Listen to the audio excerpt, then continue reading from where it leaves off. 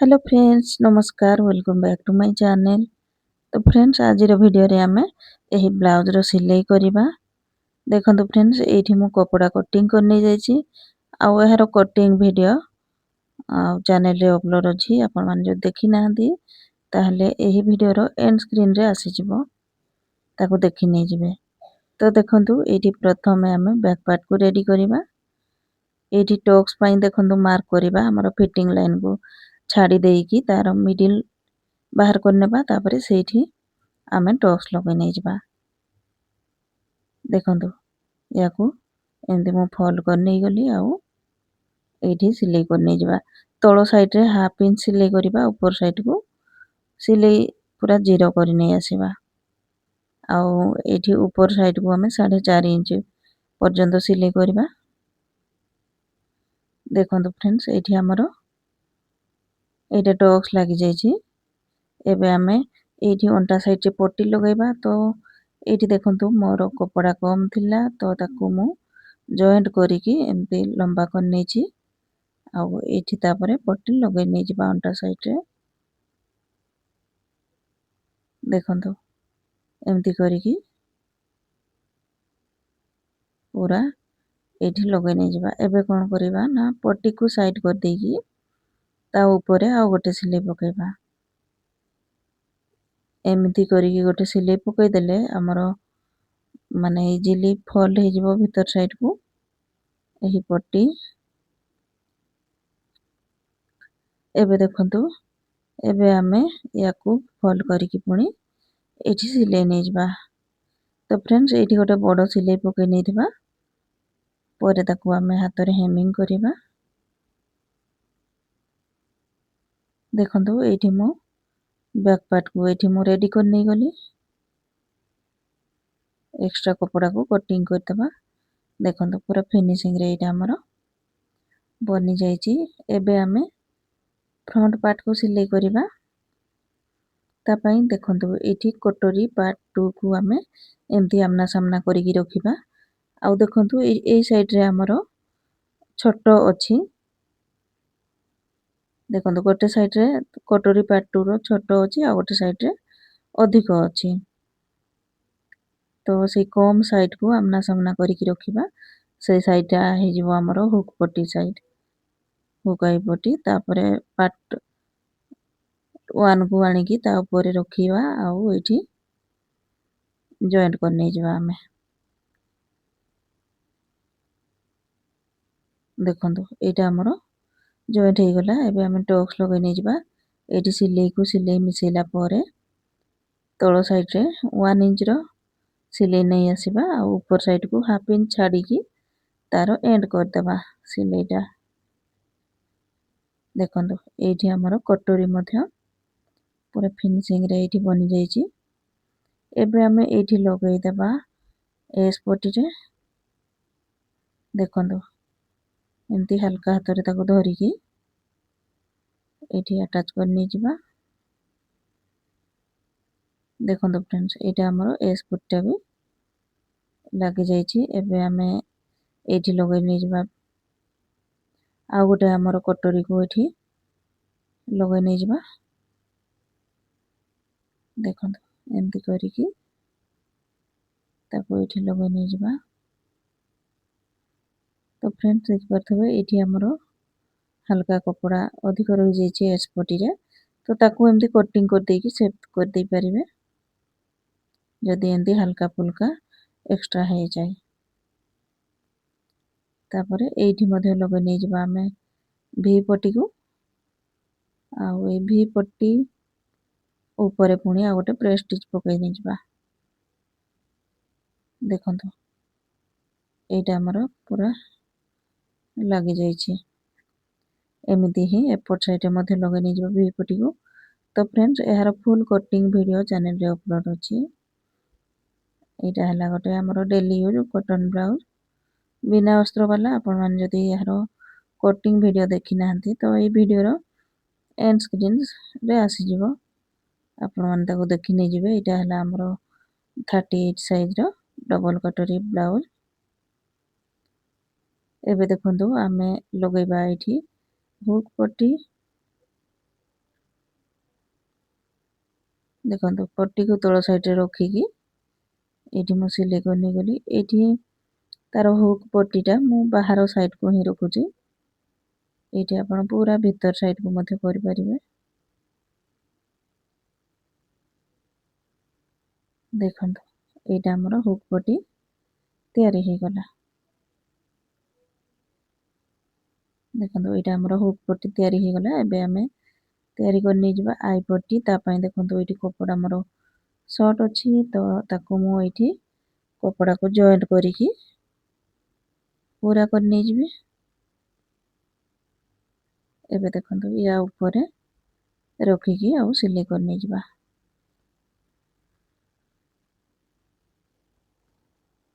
ଦେଖନ୍ତୁ ୟାକୁ ପୁଣି ଫୋଲ୍ଡ କରିଦେଇକି ତାକୁ ଏଇଠି ସିଲେଇ କରିଦେବା।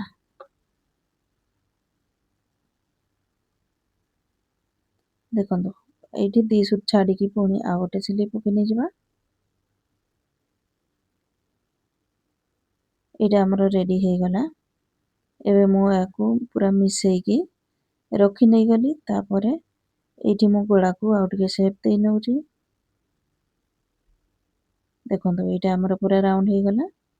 ଏବେ ଆମେ ବ୍ୟାକ୍ ସାଇଡ଼କୁ ନେଇ ଆସିବା ଆଉ ଏଇଠି କାନ୍ଧକୁ ଜଏଣ୍ଟ କରିଦେବା।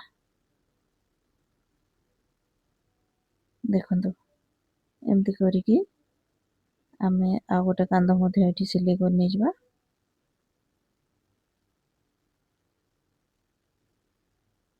ଦେଖନ୍ତୁ ଫ୍ରେଣ୍ଡସ୍ ଏଇଟା ଆମର ସୋଲ୍ଡର ଜଏଣ୍ଟ ହେଇଗଲା। ଦେଖନ୍ତୁ ଏଇଠି ଆମର ସୋଲ୍ଡର ଜଏଣ୍ଟ ହେଇଯାଇଛି। ଏବେ ଆମେ ଏଇଠି ପୁରା ବ୍ଲାଉଜରେ ମୁଁ ଏଇଠି ଲଗାଇ ନେଉଛି ପାଇପିଂ। ତ ଏଇଠି ଆପଣ ଯଦି ଚାହାନ୍ତି କ୍ରସ୍ ପଟି ମଧ୍ୟ ଲଗାଇ ପାରିବେ, କିମ୍ବା ଆପଣ ଅଲଗା କଲର୍ର ପାଇପିଂ ମଧ୍ୟ ଦେଇପାରିବେ। ତ ଏଇଠି ମୁଁ କାନ୍ଧରୁ 3 ଇଞ୍ଚରେ ଗୋଟେ ମାର୍କ କରିଛି। ଏଇଠି ଡୋରି ବି ମୁଁ ଆଟାଚ୍ କରି ନେଇଯିବି। ଆପଣଙ୍କ ହିସାବରେ ଏଇଠି ପାଇପିଂ ତିଆରି କରିପାରିବେ। ମୁଁ ଏଇଠି ସେମ୍ କଲର୍ର ହିଁ ପାଇପିଂ ଦେଇ ନେଉଛି। ଦେଖନ୍ତୁ ଏଇ ଜାଗାରେ ଛୁଞ୍ଚିକୁ ଭିତରେ ରଖିବା, ପୁଣି କପଡ଼ାକୁ ବୁଲେଇକି ଆଉ ସିଲେଇ କରିବା। ତାର ଡିଜାଇନ୍ ଯେମିତି ଅଛି ତାକୁ ସେଇ ସେପ୍ରେ ହିଁ ସିଲେଇ କରିବା। ଦେଖନ୍ତୁ ଏମିତି କରିକି ଏଇଠି ଛୁଞ୍ଚି ଭିତରେ ଥିବ, ତାକୁ ବୁଲେଇକି ପୁଣି ଆଉଥରେ ଏଇଠି ଲଗାଇ ନେଇଯିବା ପାଇପିଂକୁ।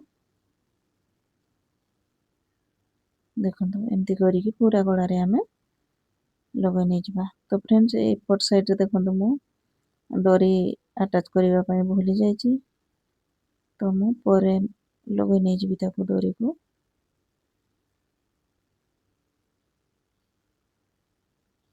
ଦେଖନ୍ତୁ ଏଇଠି ଆମର ଆଟାଚ୍ ହେଇଗଲା।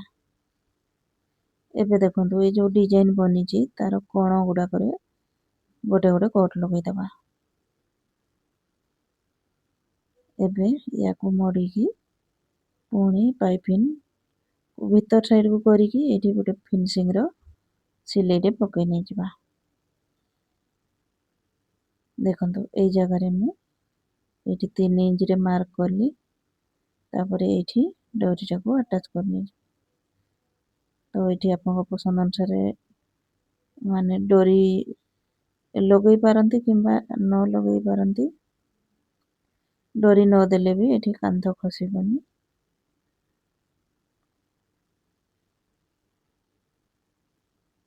ଦେଖନ୍ତୁ ଏଇଠି ପୁରା ସାଇଜ୍ କରିକି ଲଗାଇ ନେଇଯିବା ସିଲେଇଟା। ତ ଫ୍ରେଣ୍ଡସ୍ ଏମିତି ହିଁ ସବୁ ସାଇଜ୍ର ବ୍ଲାଉଜ୍ କଟିଂ ଷ୍ଟିଚିଂ ଚ୍ୟାନେଲରେ ଅପଲୋଡ଼ ଅଛି। ଆପଣମାନେ ମୋ ଚ୍ୟାନେଲକୁ ଥରେ ଚେକ୍ କରିକି ଭିଡ଼ିଓ ସବୁ ଦେଖିପାରିବେ। ସବୁ ସାଇଜ୍ର କଟୋରୀ ବ୍ଲାଉଜ୍, ଫଟକ୍ସ ବ୍ଲାଉଜ୍, ପ୍ରିନ୍ସେସ୍ କଟ୍ ବ୍ଲାଉଜ୍, ଆମର କଲର୍ ବ୍ଲାଉଜ୍, ସବୁ ପାଟର୍ନର ବ୍ଲାଉଜ୍ ସବୁ ଭିଡ଼ିଓ ଅଛି। ବ୍ଲାଉଜର ଡିଜାଇନ୍, ହାତ ଡିଜାଇନ୍ ମଧ୍ୟ ଚ୍ୟାନେଲରେ ଅପଲୋଡ଼ ଅଛି। ଆପଣମାନେ ତାକୁ ଦେଖିପାରିବେ ଚ୍ୟାନେଲକୁ ମୋର ଚେକ୍ କରିକି। ଏବେ କ'ଣ କରିବା ନା ଆମେ ପୁରା ଏଇଠି ପାଇପିଂର ସାଇଡ୍ରେ ଆଉ ଗୋଟେ ସିଲେଇ ପକେଇଦେବା, ଯାହାଫଳରେ କି ଆମର ଏଇ ଡିଜାଇନଟା ପୁରା ବସିକି ରହିବ। କାହିଁକି ନା ଏଇଟା ଆମେ ବିନା ପେଷ୍ଟିଂ ପେପର ତିଆରି କରୁଛନ୍ତି। ଦେଖନ୍ତୁ ଏଇଠି କେବଳ ବ୍ୟାକ୍ ସାଇଡକୁ ମୁଁ ଡବଲ ଷ୍ଟିଚ୍ ପକେଇ ନେଇଗଲି। ଏକ୍ସଟ୍ରା ସୂତା ଫୁତାକୁ ତାକୁ କଟିଂ କରିଦେଇକି ଫିନିସିଂ ଦେଇଦେବା। ଦେଖନ୍ତୁ କେତେ ସୁନ୍ଦର ଭାବେ ଏଇଠି ଗଳାଟାର ତାର ସେପ୍ ଆସିଯାଇଛି। ଦେଖନ୍ତୁ କେତେ ସୁନ୍ଦର ବନିଛି। ତ ଏବେ ଆମେ ଏଇଠି ଦେଖନ୍ତୁ ଫ୍ରଣ୍ଟ ଆଉ ବ୍ୟାକ୍ ସାଇଡକୁ ଆମର ଆର୍ମହୋଲ ସାଇଡରୁ ପୁରା ସମାନ ରଖିକି ଆମର ଏକ୍ସଟ୍ରା କପଡ଼ା ଯାହା ବି ରହୁଛି ଫ୍ରଣ୍ଟ ସାଇଡରେ ତାକୁ ମାର୍କ କରିଦେବା। ଏଇଠୁ ଆମେ ଫୋଲ୍ଡ କରି ନେଇଯିବା। ତାପରେ ଦେଖନ୍ତୁ ଏଇଠି ମୁଁ ଭିପଟିକୁ ଏଇଠି ହିଁ ଫୋଲ୍ଡ କରିକି ଏଇଠି ସିଲେଇ କରି ନେଇଯାଉଛି। ଆପଣ ଚାହିଁଲେ ଏକ୍ସଟ୍ରା ପଟି କଟିଂ କରିକି ଏଇଠି ଲଗେଇ ପାରିବେ। ଏକ୍ସଟ୍ରା ପଟି ଦେଲେ ଆଉ ଟିକେ ଷ୍ଟ୍ରଙ୍ଗ ହେଇଯିବ ଆମର। ତ ମୁଁ ଏଇଠି ହିଁ ତାକୁ ମୋଡ଼ି ନେଉଛି। ଦେଖନ୍ତୁ ଏହାର ଫିଟିଂ ମଧ୍ୟ ବହୁତ ହି ସୁନ୍ଦର ଆସିଛି ଫ୍ରେଣ୍ଡ। ତ ଭିଡ଼ିଓକୁ ସ୍କିପ୍ ନ କରି ଶେଷ ପର୍ଯ୍ୟନ୍ତ ଦେଖିବେ। ଭିଡ଼ିଓ ଭଲ ଲାଗିଲେ ଭିଡ଼ିଓରେ ଗୋଟେ ଲାଇକ୍ କରି ନେଇଯିବେ। ଆଉ ମୋ ଚ୍ୟାନେଲରେ ନୂଆ ଥିଲେ ଚ୍ୟାନେଲକୁ ସବସ୍କ୍ରାଇବ୍ କରିବେ। ଏବେ ତାକୁ ପୁଣି ଥରେ ଚେକ୍ କରିବା ଆଗ ପଛ ବରାବର ଅଛି କି ନାହିଁ। ଆଉ ଯଦି ବି ନାହିଁ ତାକୁ ଏମିତି କଟିଂ କରିକି ସେପ୍ ଦେଇଦେବା ହାତ ଲଗେଇବା ପୂର୍ବରୁ। ଦେଖନ୍ତୁ ଏଇଠି ମୋର ପୁରା ସମାନ କରି ନେଇଗଲି। ଏବେ ଦେଖନ୍ତୁ ଏଇଠି ହାତକୁ ନେଇ ଆସିବା। ଏଇଠି ହାତରେ ଆମକୁ ଜଏଣ୍ଟ ଦେବାର ଥିଲା, ତ ଏଇଠି ଆମେ ଦେଖନ୍ତୁ ଜଏଣ୍ଟ ଲଗେଇ ନେଇଯିବା। ଦେଖନ୍ତୁ ଏଇଠି ମୁଁ କଟିଂ କରି ନେଇ ଯାଇଥିଲି ତାର ଜଏଣ୍ଟକୁ। ଏବେ ଏଇଠି ଆମେ ସାଇଡରେ ତାକୁ ଲଗେଇ ନେଇଯିବା।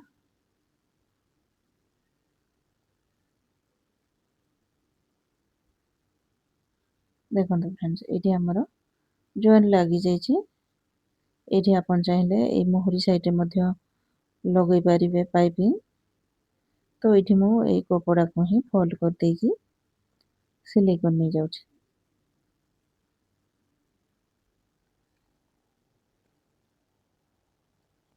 ଦେଖନ୍ତୁ ଏଇଟା ଆମର ମୋହରି ସାଇଡ ଫୋଲ୍ଡ ହେଇଗଲା। ଏବେ ଆମେ ତାକୁ ବରାବର ରଖିକି ସାଇଜ କରିବା ପୁଣି ଥରେ।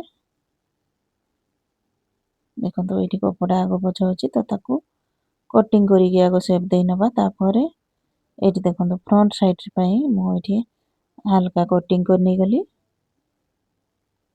ଏବେ ଆମେ ବ୍ଲାଉଜକୁ ନେଇ ଆସିବା। ତାପରେ ଏଇଠି ଏମିତି ଚେକ୍ କରିକି ଏଇଠି ହାତକୁ ଲଗେଇ ନେଇଯିବା।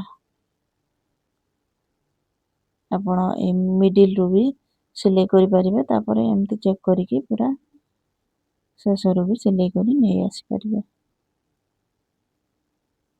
ତ ଏମିତି ହିଁ ଆହୁରି ବହୁତ ନୂଆ ନୂଆ ଭିଡ଼ିଓ ଆସିବ, ବହୁତ ପ୍ରକାରର ଡିଜାଇନ୍। ତ ଆପଣମାନେ ଯଦି ଚ୍ୟାନେଲକୁ ସବସ୍କ୍ରାଇବ୍ କରିନାହାନ୍ତି ତାହେଲେ ସବସ୍କ୍ରାଇବ୍ କରି ନେଇଯିବେ। ଦେଖନ୍ତୁ ଫ୍ରେଣ୍ଡସ୍ ଏଇଠି ଆମର ହାତ ମଧ୍ୟ ଜଏଣ୍ଟ ହେଇଗଲା। ଏମିତି ହିଁ ଆମେ ଏଇଟା ଦେଖନ୍ତୁ ରେଡ଼ି ରହିଛି ଆମର 3.5 ଇଞ୍ଚର ହାତ। ତ ଦେଖନ୍ତୁ ଫ୍ରେଣ୍ଡସ୍ ଏଇଠି ମୁଁ ଦି ସାଇଡର ହାତକୁ ଲଗେଇ ନେଇଛି। ଆଉ ଏଇଠି ଫିଟିଂ ମାର୍କ ମଧ୍ୟ କରି ନେଇଛି। ଆପଣଙ୍କର ଫିଟିଂ ଅନୁସାରେ ବ୍ଲାଉଜର ଏଇଠି ମାର୍କ କରି ନେଇଯିବେ। ତାପରେ ଏଇଠି ଫିଟିଂ କରି ନେଇଯିବେ। ଦେଖନ୍ତୁ ଏମିତି ସିଧା ସିଲେଇ ତାକୁ ପକେଇ ନେଇଯିବା। ଦେଖନ୍ତୁ ଏଇଠି ଛୋଟ ହାତରେ ଗୋଟେ ପ୍ରୋବ୍ଲେମ ହେଇଥାଏ। ଆମର ହାତର ମେଜରମେଣ୍ଟ ଏଇଠି ଟିକେ କୋଣରେ ଆମର ଏମିତି ସିଲେଇଟା ପଡ଼େ। ତ ତାକୁ ପୁଣି ଆଉଥରେ ଏଇଠି ସିଧା କରିକି ସିଲେଇ ନେଇଯିବା, 1/2 ଇଞ୍ଚ ଭିତରକୁ କରିକି। ଏମିତି ସିଲେଇ କରିଦେଲେ ଆମର ଫିଟିଂରେ କିଛି ପ୍ରୋବ୍ଲେମ ଆସିବନି। ତ ଦେଖନ୍ତୁ ଫ୍ରେଣ୍ଡସ୍ ଏଇଠି ମୋର କମ୍ପ୍ଲିଟ୍ ହେଇଯାଇଛି ବ୍ଲାଉଜର ଷ୍ଟିଚିଂ। ଆଉ ଏହାର ଫାଇନାଲ ଲୁକ୍ ମଧ୍ୟ ଦେଖିବେ କେତେ ସୁନ୍ଦର ତାର ଫିଟିଂ ଆସିଛି। ତ ଫ୍ରେଣ୍ଡସ୍ ଆଜିର ଭିଡ଼ିଓ ଭଲ ଲାଗିଲେ ଭିଡ଼ିଓର ଗୋଟେ ଲାଇକ୍ କରି ନେଇଯିବେ। ଚ୍ୟାନେଲରେ ନୂଆ ଥିଲେ ଚ୍ୟାନେଲକୁ ସବସ୍କ୍ରାଇବ୍ କରିବେ। ପାଖରେ ଥିବା ବେଲ୍ ଆଇକନକୁ ମଧ୍ୟ ପ୍ରେସ୍ କରି ନେଇଯିବେ। ତ ଥ୍ୟାଙ୍କସ୍ ଫର୍ ୱାଚିଂ।